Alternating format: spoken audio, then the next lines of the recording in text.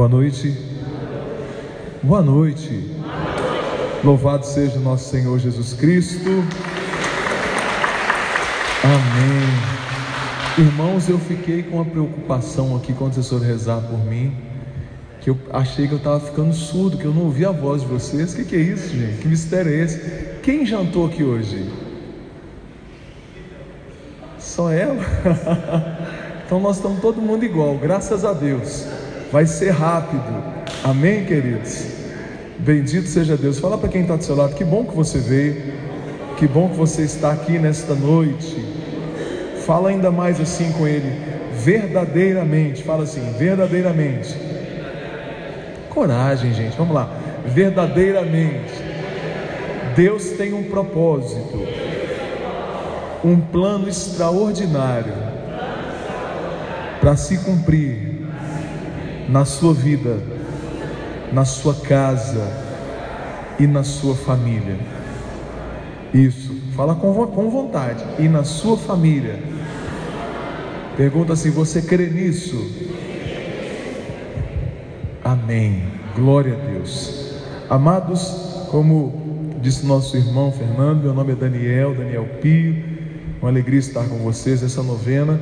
E que interessante, né? O Papa Francisco, ele soltou, né, um documento agora, uma carta encíclica, falando justamente sobre isso, de nós tirarmos o Papai Noel e colocarmos o menino Jesus no centro da nossa história, de nós verdadeiramente darmos valor ao presépio, ao menino Jesus, como o Valtinho ia falando aqui no início. O Natal para nós é uma grande festa. Não é a maior festa do cristianismo, porque a maior festa para nós é a Páscoa, não é?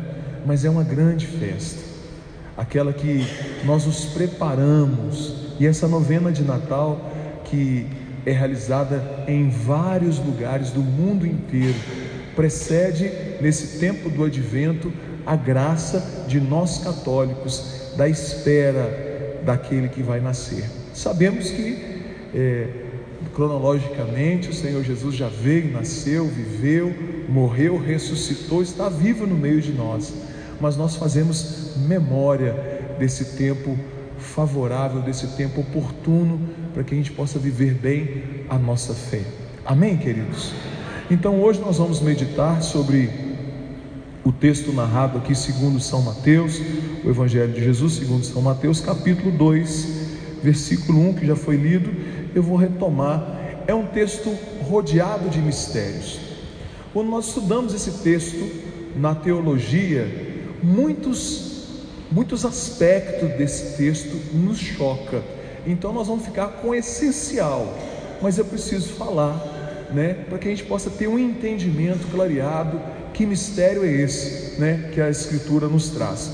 Tendo, pois, Jesus nascido em Belém, de Judá, no tempo do rei Herodes, eis que os magos vieram do Oriente a Jerusalém. Perguntaram eles: onde está o rei dos judeus que acaba de nascer? Vimos a sua estrela no Oriente e viemos adorá-lo. Olha que interessante isso. O Oriente de Jerusalém, de Israel, é deserto puro. E quanto mais ao Oriente, mais deserto é. Próximo cidade, próximo povoado, naquele tempo era a Mesopotâmia, mais conhecido como Babilônia. Depois Índia, depois China. É o Oriente de Jerusalém. E interessante, quando fala de magos que viram a estrela do Senhor e vieram seguindo a estrela, obviamente não era ninguém dado à cultura judaica, porque a cultura judaica proibia veementemente a astrologia e a astronomia. Então não podia ser ninguém ligado àquela cultura, tinha que ser gente de uma outra cultura muito distante. Mas quando nós vamos olhar historicamente, quem era o povo de Israel? Era um lugar pequenininho, pouco conhecido, somente as rotas comerciais que davam conta de Israel. Mas o nascimento de um rei na pobreza, na simplicidade. Então, obviamente, se formos olhar o contexto racional de entendimento, aqueles homens guiados por uma estrela, eles não podiam nem caminhar durante o dia. No radical grego fala astro. Então, se era um astro, poderia um planeta, uma supernova, um cometa, eles não seriam guiados durante o dia com aquele sol escaldante no deserto. Vocês concordam comigo? Teria que ser à noite. Olha que mistério. Noite sem nuvem, porque se tivesse nuvem, como eles iriam se guiar? É muito mistério que cerca essa palavra, quando nós olhamos essa palavra racionalmente. Mas quando nós mergulhamos no mistério de Deus, à luz do Espírito Santo, nós conseguimos extrair daí sim alguns sinais. E esses sinais nos dão conta de homens que viram um sinal de Deus e foram a um lugar desconhecido por eles, uma cultura desconhecida, para adorar o menino Deus que acabara de nascer. Olha que tremendo isso. E nestes sinais, irmãos e irmãs, hoje para nós nos arremete a um ponto que nós recebemos no batismo, chamado fé. O catecismo da igreja diz que no batismo nós recebemos, todos nós, esse dom maravilhoso por graça que é a fé, fundamento da esperança acerca das coisas que não se veem, mas nós acreditamos. E interessante, deixa eu abrir um parênteses aqui, esses homens que foram adorar o menino Deus, eles não se valeram das aparências, porque eles foram no palácio, eles foram diante do rei, mas não do rei eterno e espiritual. Eles foram diante de um rei momentâneo e falaram: nós viemos adorar o rei dos judeus. Se formos olhar do Oriente, do deserto, quantos desafios aqueles homens percorreram, guiados pela estrela, para chegar a adorar o menino Deus. Nós sabemos bem que o deserto de manhã, temperaturas elevadíssimas, e à noite, temperaturas baixíssimas, não é isso? Quantos desafios eles romperam em fé para chegarem a Belém, para adorar o Senhor. Eles não foram, irmãos, por curiosidade, eles foram adorá-lo. E percebam, nós, muito distantes daquilo que eles eram, nós somos, por excelência, cristãos e, traduzindo, seguidores de Jesus Cristo, mas passamos, muitos de nós, anos sem adorar o Senhor, sem virmos a adoração, à capela do Santíssimo para adorar. Quantas coisas nos tiram da igreja, irmãos? Uma noite mais fria, uma noite chuvosa, um dia de jogo, final de novela, tantas coisas nos tiram da presença do Senhor. Uma dor de cabeça, quantas coisas nos tiram da presença do Senhor? E nós perdemos a sensibilidade de vermos Deus nas pequenas coisas. Este é o grande sinal. Nós não conseguimos ver mais o Senhor Jesus nas crianças, nos idosos, nos enfermos, nos mendigos, naqueles que passam por necessidades. Nós não conseguimos ver Jesus mais. Tem eu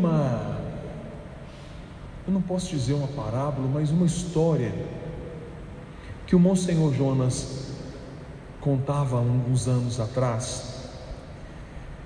Ele disse que saiu um caçador, eu não sei o local certo, mas a bem da verdade lá se caçava raposa, sabe? Raposa. E aí aquele caçador com vários cães, tem nada a ver com o cruzeiro, viu, irmão? A raposa com vários cães atrás e o caçador. E aí, num determinado momento, os cães dispararam porque um daqueles cães viu a raposa.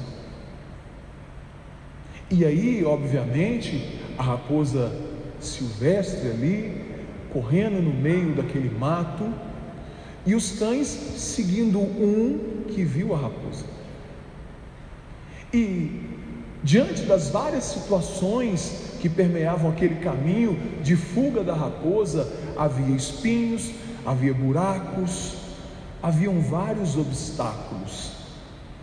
E o caçador foi verificando que um a um, vários cães foram ficando para trás. Feriram-se nos espinhos, caíram em buracos, foram espetados em gravetos de árvore e foram ficando um a um para trás. Mas havia um que não desistia, porque ele viu a raposa. O que essa história quer dizer para nós? Que ao longo da nossa caminhada, muitas vezes nós somos tentados a seguir homens, irmãos. Homens que disseram que viram o Senhor, que experimentaram o Senhor, que tiveram uma visão do Senhor. E esses homens, essas mulheres, essas pessoas que fazem a experiência verdadeira com o Senhor, eles não desistem, amém? Eles são perseverantes, quer faça sol, quer faça chuva, quer faça frio, quer faça calor, quer estejam passando por dificuldades, por obstáculos, enfermidades e tantas outras coisas que vão permear a nossa história de fé, irmãos. Dificuldades no trabalho, perseguição, lutas conosco mesmo. Mas aquele que faz a experiência com o Senhor, ele não desiste. Ao contrário daqueles que ouviram falar, mas que ainda não experimentaram, qualquer coisinha, qualquer coisa é motivo de nós não irmos ao encontro dele. Perceba, tamanhos desafios, e eu poderia aqui enumerar muitos nessa caminhada, que a palavra de Deus não diz se foram dias, se foram meses. Quando nós vemos ilustrações dos magos, nós vemos uma ilustração deles caminhando ali no lombo do camelo, né? Mas nós não temos esse entendimento, porque o único texto bíblico que narra os magos é Mateus.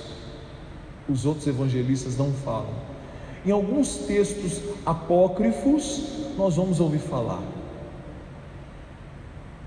mas nos canônicos somente Mateus fala. Então é raso a experiência, mas nós podemos conjecturar. Mas pela fé eles viram um sinal de Deus, que também pela fé os fez caminhar em direção a Jesus. Eu quero te fazer uma pergunta hoje: o que move seu coração para ir a Jesus? Eu não sei aqui, irmãos, mas no meu grupo de oração, que acontece lá em Contagem, toda segunda-feira, lá muitas pessoas vão ao grupo de oração em procura de milagres. Eu não quero dizer que eles estejam errados, porque esse Jesus que nós pregamos realiza milagres.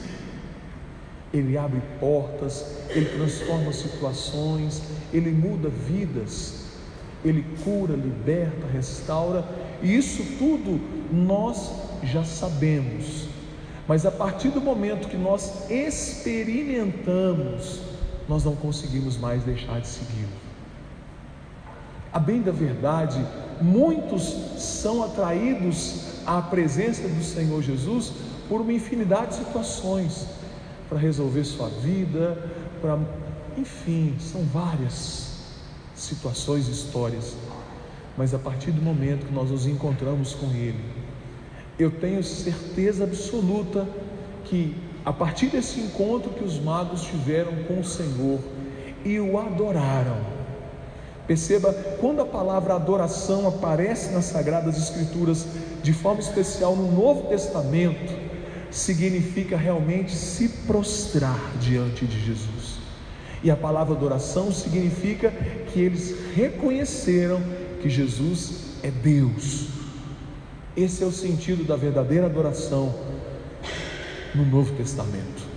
Todas as vezes que em algum texto bíblico do Novo Testamento nós vemos dizer que alguma pessoa, algum personagem se prostrou diante de Jesus, significa que ele reconheceu que Jesus era Deus, porque só Ele é digno de adoração, só Jesus é digno de adoração. Quais os sinais nós não temos visto? Deixa eu falar para você, faltou alimento na sua mesa esse ano? Não. Faltou cuidado de Deus na sua vida esse ano? Isso é um sinal de que Deus tem cuidado de você. A palavra de Deus diz que as misericórdias do Senhor se renovam a cada manhã, ou seja, 0 hora, as misericórdias do Senhor têm se renovado, e Ele tem cuidado de você, com vários sinais ao longo dos dias, e que muitas vezes nós não percebemos os livramentos. Quando a palavra de Deus diz que há mais sabedoria no velório do que no banquete, essa palavra é verdadeira e atual para nós, irmãos, porque muitas vezes, quando nós estamos nos momentos de festa, quando nós estamos nos momentos de fartura, muitas vezes nós não conseguimos reconhecer Deus nesses momentos, e falta-nos o entendimento de entender que esses momentos são também providência de Deus para nós. Mas quando nós chegamos no velório, nós refletimos a vida. Por quê? Mas não, falei com ele ontem, mas ele estava bem, meu Deus, não é assim? Nós fazemos vários questionamentos ali, e ali nós refletimos a vida. Mas na festa, nos banquetes, poucas são as pessoas que fazem reconhecimento de Deus, como ao acordar pela manhã, obrigado, Senhor, por esse sol, por esse dia, por eu poder enxergar, caminhar, andar, me alimentar. São vários sinais, irmãos, que o Senhor tem nos dado e que nos conduz a Ele o tempo todo, Ele dizendo para mim e para você: eu tenho cuidado de tudo, eu tenho estado ao teu lado, eu tenho cuidado de todas as coisas, porque eu sou Deus contigo.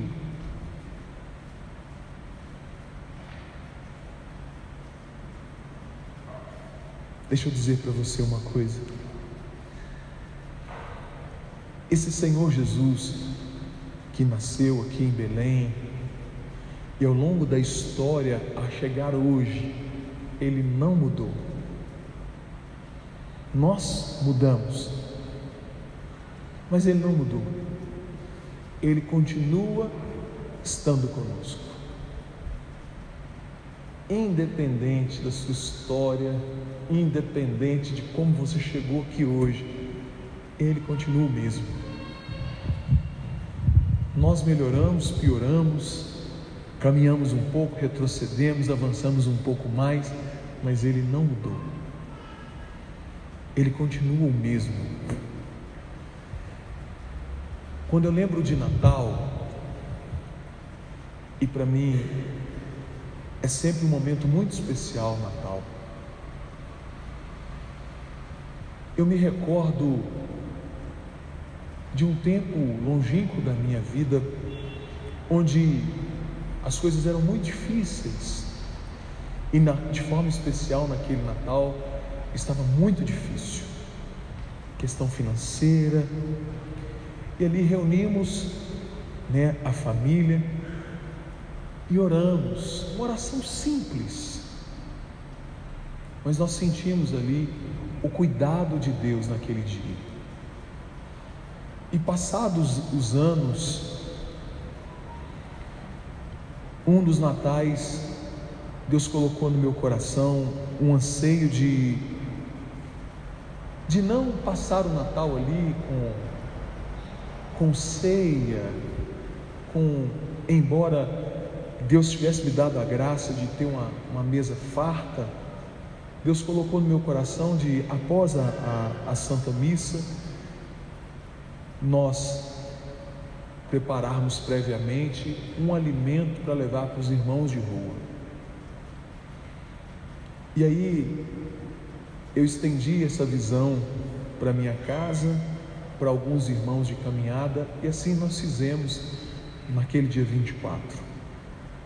Preparamos ali o alimento, que seria a ceia dos irmãos, e aí participamos da Santa Missa, voltamos, preparamos os marmitex, e nós saímos por volta de 10h30, 11 horas da noite, nós saímos para distribuir o alimento lá em Contagem. E eu quero dizer para vocês assim que foi um dos melhores natais assim que eu passei na minha vida. Aquelas pessoas que,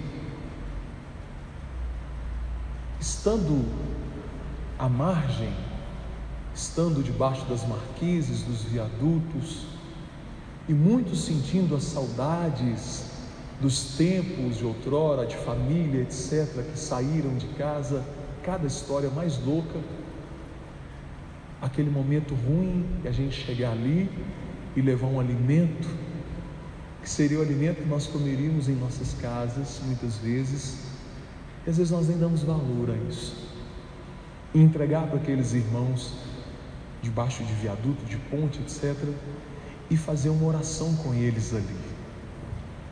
Eu senti a presença de Jesus nas vidas de muitos deles. Eu vi Jesus ali, irmãos, e como foi gratificante ver naqueles irmãos sofridos, mal cheirosos, chagados, etc., o olho brilhar de receber um alimento, uma oração, irmãos, e um sofrimento que muitos deles conheciam a palavra de Deus. Que trem mais louco, né?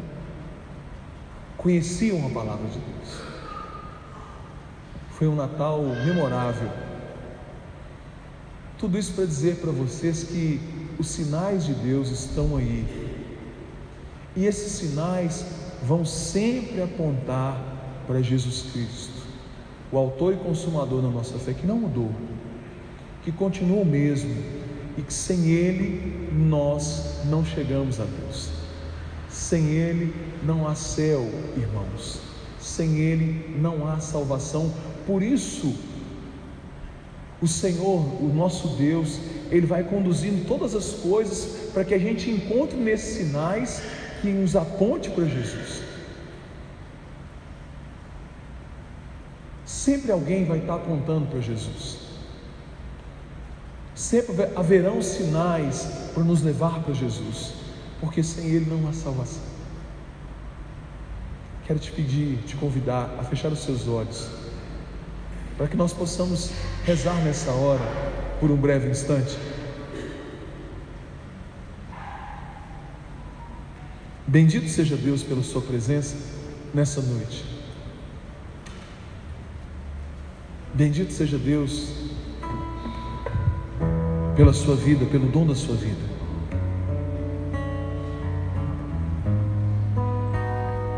Que o meu, que o seu Natal seja um Natal de Jesus.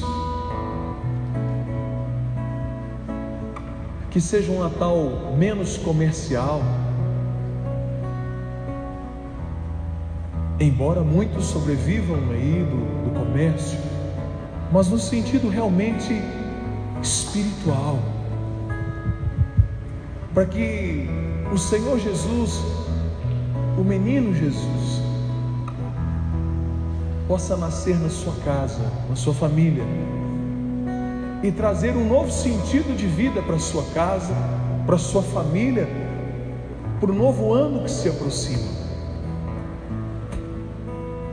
Eis aqui, Senhor, as vidas dos teus filhos e das suas filhas, famílias aqui representadas, famílias que passam por toda sorte de problemas e situações que o Senhor mesmo conhece, mas queremos, diante da tua presença, à luz do Espírito que nos ilumina nessa noite para o entendimento da tua palavra, te pedir, Senhor,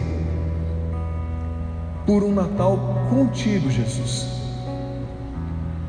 para que verdadeiramente o espírito natalino se cumpra em nossas casas, em nossas famílias, para que aquela paz tão sonhada aconteça em nossa casa, para que Maria Santíssima esteja lá como estava na gruta de Belém, para que o teu Santo Espírito continue a nos iluminando, a nos iluminar, para que o teu Santo Espírito continue nos convencendo das verdades bíblicas e nos mostrando nos sinais que o Senhor não mudou, que o Senhor continua a cada dia a cuidar de nós. Faça a sua oração nessa hora, faça a sua oração.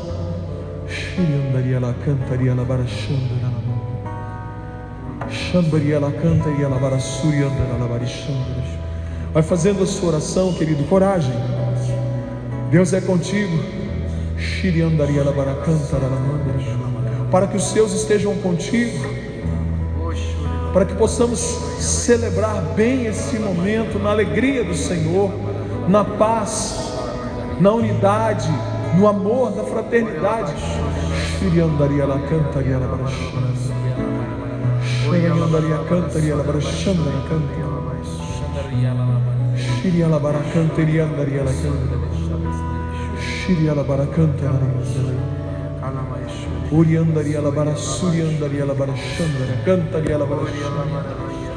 Olha para nós, Senhor, devolve-nos, Senhor, o verdadeiro sentido do Natal. Mostra-nos o caminho que é o Senhor mesmo, Jesus.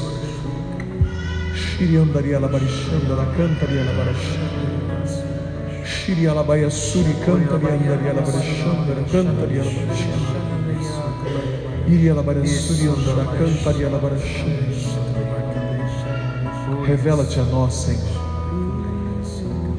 Revela-te a nós. Revela-te a nós, Senhor. Revela-te a nós, Senhor. E ajuda-nos, Senhor, a vivermos dignamente, a vivermos, Senhor, segundo a tua vontade, o teu querer, um Natal segundo o teu coração, para a honra e glória do teu santo nome. É o que nós te pedimos, Senhor Deus, em nome de Jesus, nesse dia, em mais um dia de novena, para a maior honra e glória do teu santo nome.